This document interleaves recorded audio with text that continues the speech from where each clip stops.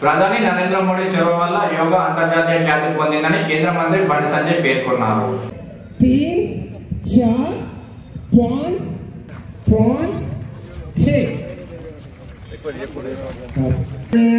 శంకరన్న గారు